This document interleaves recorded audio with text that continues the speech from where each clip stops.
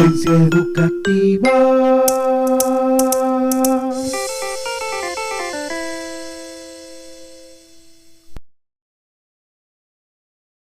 Muy buenos días, buenas tardes, buenas noches a todas las personas que puedan ver este programa de Frecuencia Educativa, Conversaciones con.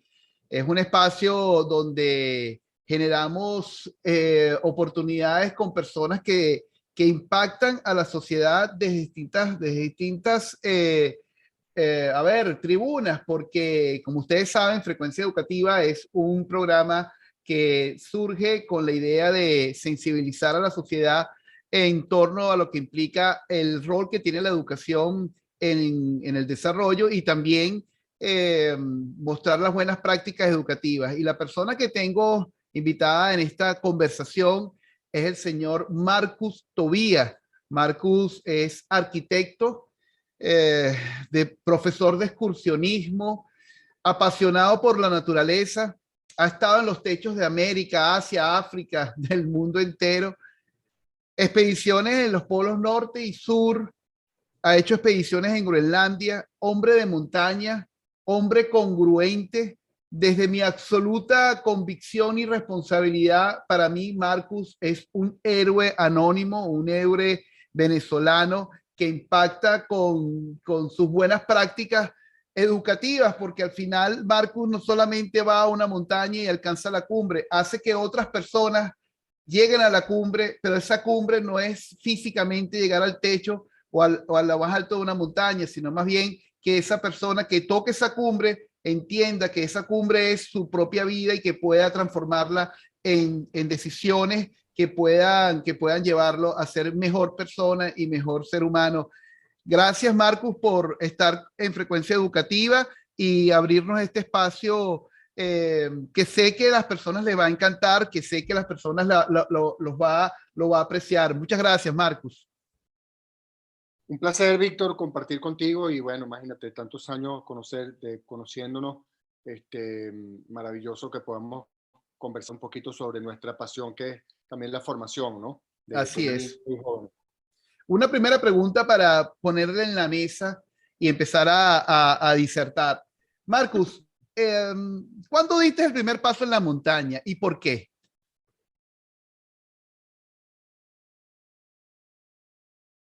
Bueno, fíjate, mi historia como montañista data desde que era muy niño, muy joven. Yo nací en Caracas y bueno, yo, yo tenía el Ávila enfrente, se veía más allá, que había detrás del Ávila, cómo se veía subir y poder ver lo que se podía, digamos, obtener como vista desde ese punto alto. Entonces, bueno, empecé a incursionar desde que tenía 9, 8 años, 10 años al Ávila y bueno, me atrapó. En ese momento no tenía noción de lo que era el montañismo, de lo que quería subir arriba para llegar a una cumbre. Yo no sabía lo que era una cumbre, simplemente era curiosidad, una curiosidad que puede tener cualquier niño, cualquier joven, cualquier ser humano, de ir más allá de las fronteras tradicionales que conocemos, romper algunos paradigmas y bueno, ahí empezó todo, Víctor, ahí empezó todo en el Ávila, con una curiosidad de niño de ver qué había más allá. Ese niño que alcanzó esa primera cumbre, ¿qué sintió? No sé si recuerdas esa emoción. Bueno, fueron sensaciones encontradas, ¿no? Porque primero, moverse cuando en aquel entonces era más fácil, hoy en día, digamos que te den permiso a unos niños de 9 años ir a una montaña prácticamente es inaceptable o imposible. Entonces, bueno, esa sensación de ir solo a la montaña a esa edad con algunos compañeros de repente del colegio, bueno, la primera sensación fue de libertad, ¿no? Una libertad absoluta que nunca había experimentado. Eh, y bueno, nada, llegar arriba después de mucho esfuerzo, cansancio, porque todo era nuevo, el cansancio, el conocer que cada paso te demandaba sacrificio, esfuerzo, y el poder llegar y poder obtener esa vista, ahí empecé como a entender y a interiorizar que bueno, que el efecto del esfuerzo y el sacrificio dan sus frutos, ¿no? En este caso, una vista espectacular y bueno, que empezábamos a pernoctar ya, se sumaban atardeceres, amaneceres, noches estrelladas, tormentas, lluvia, en fin, todo lo que puede envolver una actividad de montaña con todas las inclemencias del medio ambiente, ¿no? Del crudo medio ambiente que puedes encontrar en la montaña, y todo eso empezó como a englobar unas sensaciones nuevas para aquel entonces, y que de alguna manera yo empecé como a saborearlo, ¿no? Paradójicamente, muchas veces la gente dice, bueno, ¿y por qué la montaña es sufrimiento? Te mojas, tienes frío, pasas incomodidad, duermes mal, pero bueno, tiene su compensación también cuando presencias luego de una noche fría un hermoso amanecer o un atardecer, o el compartir con los compañeros, el trabajo en equipo, en fin. Se iniciaron toda una serie de sensaciones bueno, que poco a poco fueron como que tomando fuerza y dando paso a cosas mucho más complejas que, bueno, que a lo largo de mi vida he podido vivir y agradecerle a la vida de lo que he podido hacer, ¿no? Y de ahí del Ávila, del Pico Naiguatá tal vez, o de la Silla, o del Pico Oriental, pasaste a la Concagua, pasaste al Pico del Ávila, pasaste al Humboldt, al Bonpland, y de ahí en adelante una cantidad de otras cumbres. ¿Y cómo fue esa formación? Porque al final eran unos muchachos subiendo con todo el ánimo y toda la pasión que tiene un joven, que al final ese joven nadie los vence, porque la pasión de un niño y de un joven, eso no tiene ningún tipo de límite. ¿Dónde aprendiste a escalar, o aprendiste moto propia, o alguien te enseñó, tuviste algunos mentores?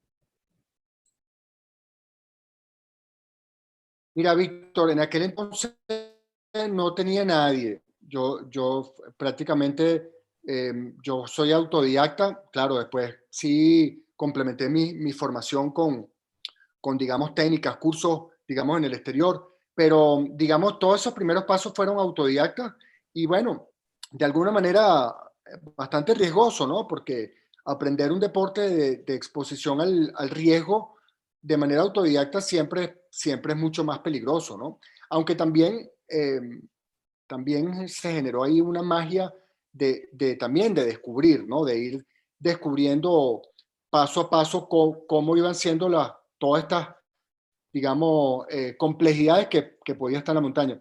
Yo cuando estaba en esa época del Ávila, mi papá estudió su primer año en medicina en la ULA, en los Andes, en Mérida. Y él en el año 48, luego después de 3 intentos, él llegó a escalar el Pico Bolívar con Domingo Peña. Domingo Peña fue uno de los primeros que subió al Pico Bolívar. Y bueno, todas esas historias, todos esos cuentos de mi papá siempre también me motivaron a plantearme ir al Bolívar. Un día con 13 años le dije a mi papá, mira papá, y a mi mamá, quiero ir al Pico Bolívar. Y mi papá no era montañista, mi papá subió digamos, como estudiante, como joven, pero más nunca hizo montaña.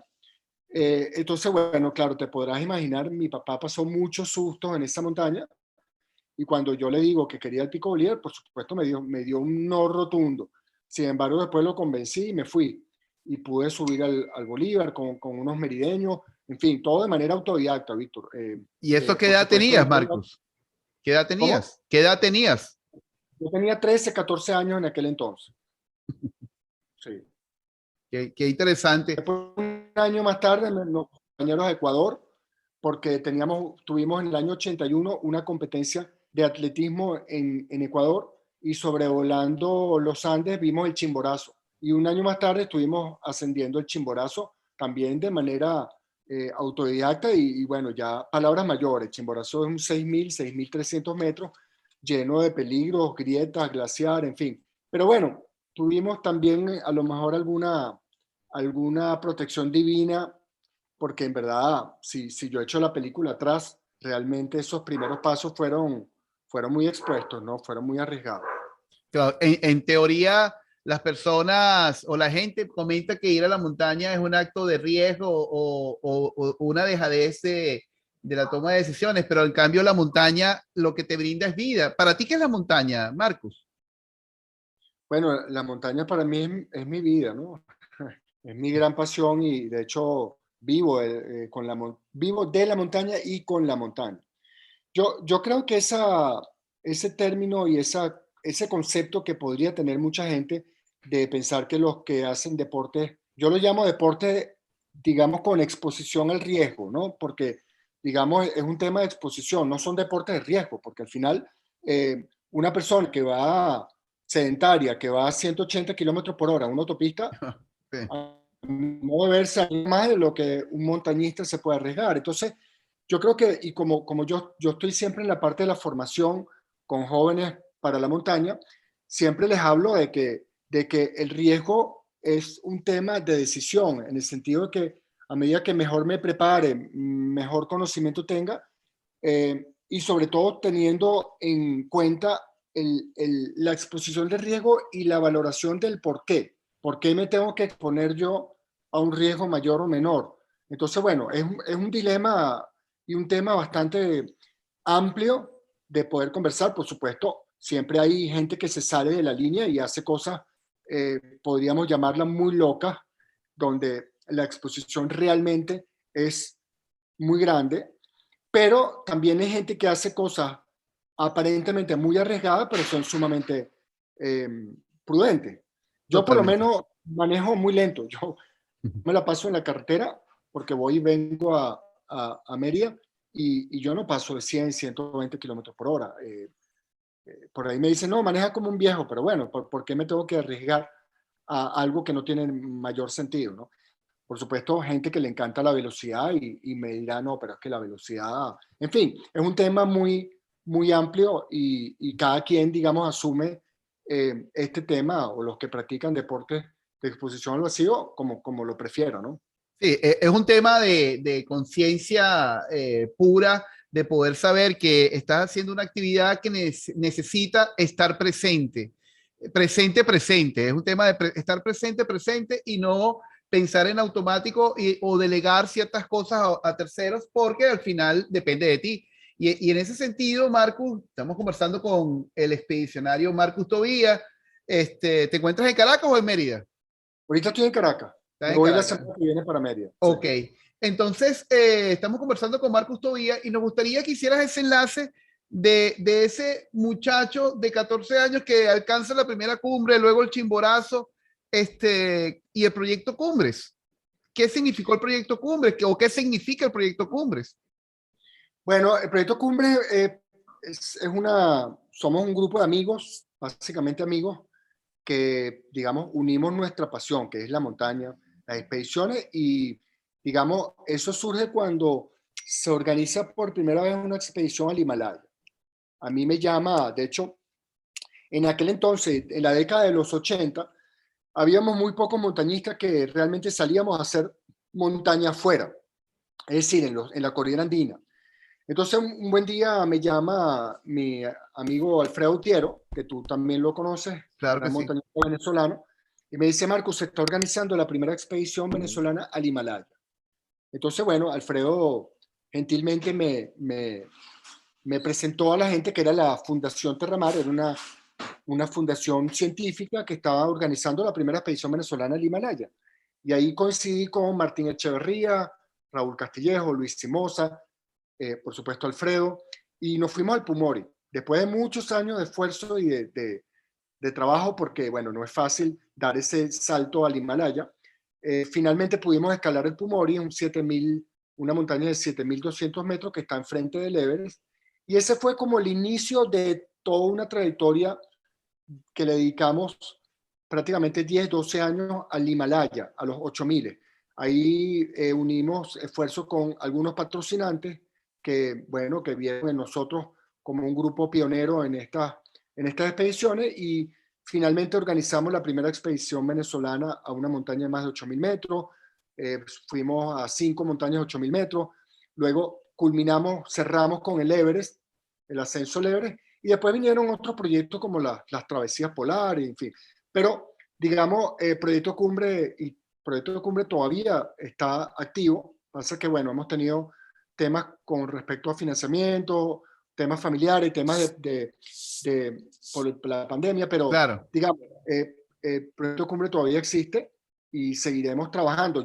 Yo por mi lado, paralelamente, he hecho un trabajo de formación por la Escuela de Montaña Sagarmata, que digamos, todo el tema de formación he podido combinar esas dos pasiones, lo que es la parte mía de formación hacia los niños y jóvenes con mi pasión de montaña.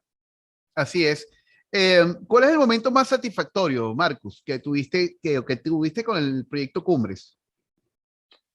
Wow, como decir un momento puntual, Víctor, se me es difícil, ¿no? Yo creo que cada experiencia, cada paso que dimos fue un paso maravilloso. O sea, porque es un proyecto que decidimos hacerlo a largo plazo. Y eso yo creo que podría ser el punto, digamos, especial del proyecto Cumbre, ¿no? Nuestras sociedades están acostumbrados al cortoplacismo, queremos las cosas rápidas. De hecho, nosotros hubiésemos podido ahorrarnos 10 años para ir al Everest. Y sin embargo, decidimos hacer un proyecto a mediano y largo plazo para poder también disfrutarlo, ¿no? Porque al final de la carrera hay muchos montañistas que se fijan un objetivo de montaña y pasan corriendo por sitios maravillosos, porque lo único que tienen en la mente es llegar a la cumbre. Y sin embargo, nosotros nos movemos mucho con un proverbio tibetano que dice, la verdadera cumbre está en el camino. Son los procesos los enriquecedores de toda esta iniciativa, son los procesos, el camino, el poder llegar a un campamento base, pero sin dejar atrás las vivencias que puedes tener con la población que vive abajo de esa montaña, con la cultura, con su forma de vida. Y eso al final es lo que enriquece toda esta experiencia, porque la cumbre es circunstancial. Escasamente estás unos minutos en la cumbre, si llegas a la cumbre también, porque la cumbre nunca está garantizada. Claro. Entonces, digamos, el momento para mí, claro, hay momentos puntuales. El haber llegado a la cumbre más alta del planeta para un montañista es algo maravilloso, pero digamos fue una montaña más de todo este proceso que decidimos con Proyecto Cumbre abordar, ¿no? Y bueno, de eso se trata, de poder identificar esos pequeños momentos, a veces inclusive insignificantes, que uno podría pensar que no tienen importancia y finalmente te terminan marcando eh, la vida, ¿no? Claro. Eh, entonces, bueno, nada, yo soy de los que, sobre todo, claro, ahora en esta etapa que uno está ya más, con más años, con más edad, uno como que valora más el detalle, el detalle pequeño, el detalle mínimo que pasa desapercibido, termina siendo más grandioso que a lo mejor llegar a la cumbre de la montaña más alta del planeta, ¿no? Así es. Y esos detalles sencillos, esos detalles que marcan la vida, como tú lo dices, y yo he tenido la fortuna de estar en tu campamento Sagarmata, allá en Apartadero, en el sector del desecho. Feo se siente allí, cada detalle, cada puerta, en los pisos, porque ese Sagarmata, he conversado con mis estudiantes que estamos próximos a salir para allá, que allí se siente el amor de una persona que cree en la naturaleza, cree en Venezuela y cree en los niños. ¿Qué es Sagarmata, Marcus? Bueno, te voy a empezar a contar un poco el significado de Sagarmata. Sagarmata significa diosa madre de la tierra y es como llaman al Everest desde el lado sur, desde Nepal. Entonces, bueno, Sagarmata actualmente es más que un refugio de montaña, es un concepto, es un proyecto que, digamos, responde a mi pasión de muchos años. Hace 30 años, di formación deportiva en colegios y bueno, esa pasión mía por formar, como la tienes tú, me motivó a unir mi pasión de montaña con la pasión de la formación. Entonces, bueno, con muchos esfuerzos, después de 20 años, Víctor, logré construir, digamos, prácticamente con mis manos, con apoyo de algunas personas que me ayudaron a construir este refugio. Es un refugio de montaña, digamos como lo puedes encontrar en los Alpes europeos, en algunos sitios en los Andes, donde albergan montañistas. No es una posada, no es un hotel, es un lugar donde llegan montañistas que tienen unas características particulares. Primero, ambientes muy cálidos, prácticamente refugios de piedra y madera, donde tienes habitaciones comunes, áreas comunes, baños comunes, donde compartes experiencias de vida, compartes la montaña, compartes la vida. Y los refugios de montaña son muy bonitos en ese sentido, porque reúnen montañistas que no se conocen, ¿verdad? Hablando de un refugio en los Alpes, por ejemplo, y terminan compartiendo una cena antes de subir a una cumbre, o una comida, o una conversación. Entonces, ese concepto lo quise trasladar aquí a los Andes para poder emular un poquito esa sensación que pueda tener una persona al llegar a un sitio donde va a compartir con otras personas que tienen un poco la misma inquietud que tú de subir una montaña, y también volcada a la parte de niños, que los niños vivan una experiencia de aprendizaje, no solamente cómo utilizar los equipos y las herramientas para escalar una montaña, sino cómo utilizar las herramientas de vida para poder sobrepasar sus límites o sus limitaciones que la sociedad le ha impuesto, ¿no? Porque muchas veces nos vamos, o se va un niño con un cliché de que es gordito y no puede hacer deporte, o que es débil, o que, digamos, no tiene la capacidad, sufre de vértigo.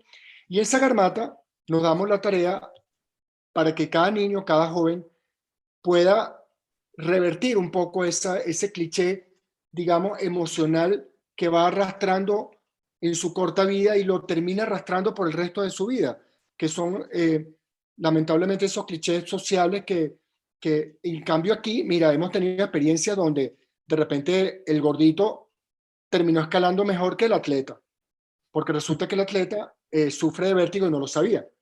En cambio, el gordito es un tipo, de repente en aquel entonces, más asentado, con más capacidad, digamos, de análisis. Y entonces hay aprendizajes maravillosos, ¿no? Donde ellos entienden de que ya va, se le mueve el piso. Ya va. Yo pensé que era un atleta y era el líder porque gritaba más duro y la gente, pero como que aquí me di cuenta que no es así. Y lo tratamos de manejar siempre, por supuesto, con respeto, con miras a la tolerancia, con miras a aprender de sí mismo y del grupo, de lo que significa el trabajo en equipo, de lo que significa la sensación del esfuerzo y el sacrificio, digamos, versus el obtener un logro, si bien llegas a la cumbre, o simplemente decir, yo lo intenté, porque a veces nos tocan niños que se bloquean. Nosotros lo empujamos para que después diga, por lo menos lo intenté. No me gustó, sí me gustó, bueno, ya eso es otro asunto. Pero por lo menos experimenta intentar algo que tú jamás te hubieses imaginado intentarlo previamente. Entonces, bueno, eso es Sagarmatha. Sagarmatha es darle la oportunidad a las personas, a los niños, a los jóvenes, de conocerse un poco mejor a sí mismos, y por supuesto todo ligado a la protección del medio ambiente, al amor hacia la naturaleza, hacia el amor hacia Venezuela, porque mucha gente dice, bueno, esto es increíble, yo no sabía que en Venezuela había algo así, como un refugio de montaña. En fin, Sagarmatha engloba todo eso, Víctor, y tú lo sabes porque tú lo has vivido. Claro. No, y soy un promotor de todo lo que haces y de Sagarmatha. Marcus, después de tantos niños, de tantos grupos, de tantos colegios que han llegado a Sagarmatha, de tantos niños del extranjero, porque luego vamos a hablar de lo que significa el proyecto Niños de la Cumbre. ¿Qué significa para ti verle la cara a los niños cuando llegan a la montaña o cuando hacen cumbre? Mira, son infinitas sensaciones, ¿no? Y parece mentira, Víctor. Cuando las circunstancias del medio ambiente son adversas, por ejemplo, llegar a un campamento base, subir una cumbre, pero resulta que subiendo una cumbre te llovió, inclusive, yo me acuerdo con el Manglar, nos cayó una nevada. Entonces imagínate Sí, unos niños viniendo del oriente del país, de la costa, unos días después está subiendo una cumbre nevando. Entonces, nada, los rostros y la euforia que puede tener un niño luego de experimentar lo que significa el esfuerzo y el sacrificio para obtener algo, y algo efímero, porque estamos acostumbrados en la sociedad a relacionar esfuerzo, sacrificio con una recompensa material. Y la recompensa no es material, es emocional. Entonces, el poder ver un rostro de un niño donde le ves el rostro quemado después de varios días de exposición al medio ambiente, al frío, al sol, pero con una sonrisa y al final no se llevaron nada al bolsillo, sino se llevaron algo al corazón y a la mente, ¿no? Y al espíritu. Y eso al final van aprendiendo de que lo efímero, lo intangible, al final termina formándote mejor como mejor persona y mejor ser humano. Más allá de tu capacidad o de tu familia de ofrecerte recompensas materiales por algún logro que obtuviste o simplemente porque te lo mereces. Aquí se lo ganó por su esfuerzo, por dar un paso, uno más, pasar frío, compartir, apoyarse entre ellos. Y bueno, esos son, como dicen, nuestro lema. Sagarmatha, escuela de montaña, escuela para la vida, porque al final te queda una recompensa para toda la vida, ¿no? Es atesorar lo que en realidad es válido, los momentos que te hacen mejor persona y te cambian.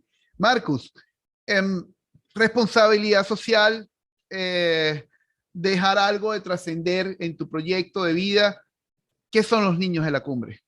¿Qué es Niños de la Cumbre? Bueno, el proyecto Niños en la Cumbre es Sagarmatha, es las experiencias que vivimos en Sagarmatha, pero llevado a un contexto, digamos, cinematográfico para que no solamente quede esta experiencia en unos cuantos niños, sino pueda ser divulgado en la sociedad.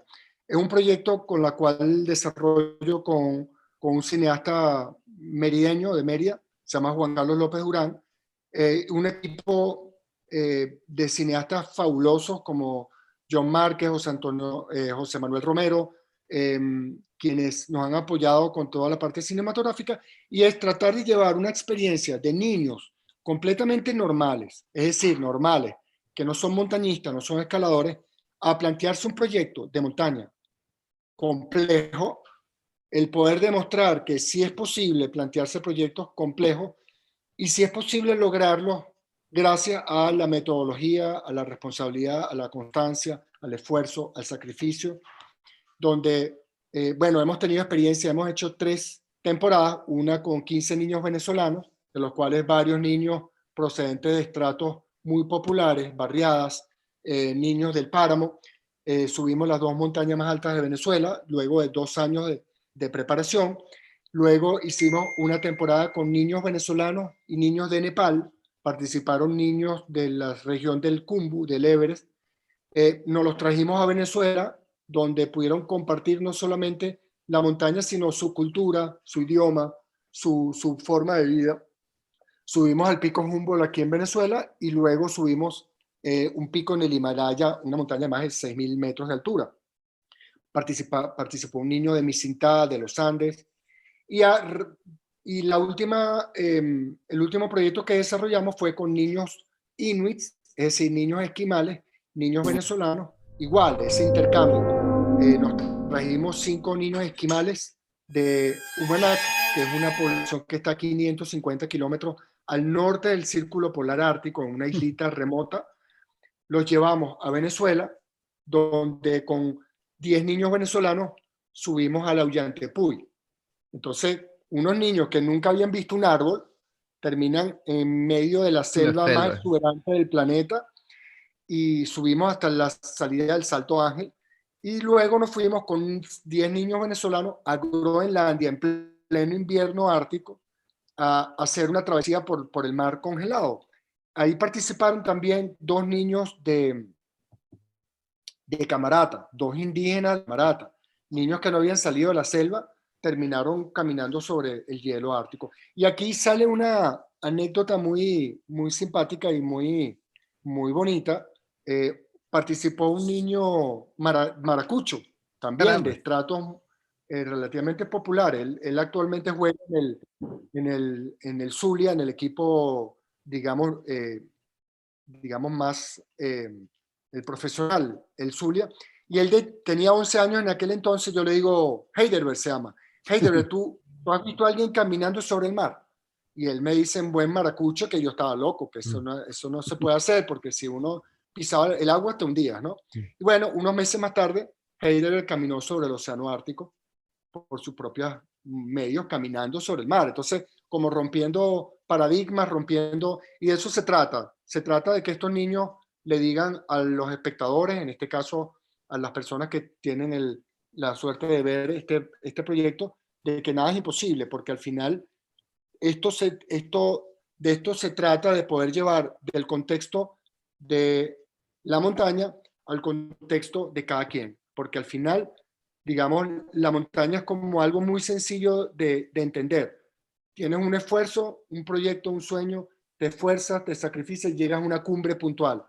Bueno, ¿cuántas cumbres no tiene cada quien, no? Claro. Cumbres familiares, cumbres profesionales, cumbres. Entonces esto se trata de poder entusiasmar y motivar a la gente, y sobre todo niños, porque cuando, tú lo sabes muy bien, cuando un niño se te para enfrente y te habla de valores, te habla de vida, eso llega mucho más que cualquier adulto eh, haciéndolo, ¿no? Entonces, es un proyecto muy bonito que esperemos que podamos seguir una vez que todo este tema de la pandemia pase y bueno, y podamos también eh, proyectar nuevos horizontes y nuevos proyectos.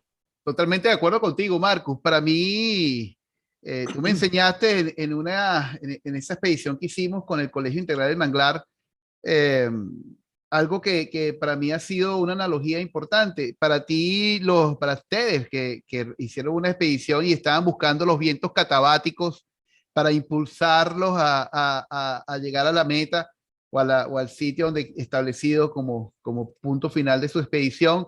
Para mí los niños y los jóvenes son eso, esos vientos catabáticos que te impulsan y te motivan a seguir trabajando, inventando, no parándote, para darle lo mejor a todos los niños que uno puede impactar de forma positiva. Marcus, un mensaje final para las personas que van a ver esto y que en nuestros países vienen temporadas bueno, de vacaciones como Carnaval, Semana Santa, y fue probable que vayan a una playa, vayan a una montaña. ¿Qué consejo le darías a esa persona que va a una playa eh, para que cuide el ecosistema, para que cuide lo que encuentre?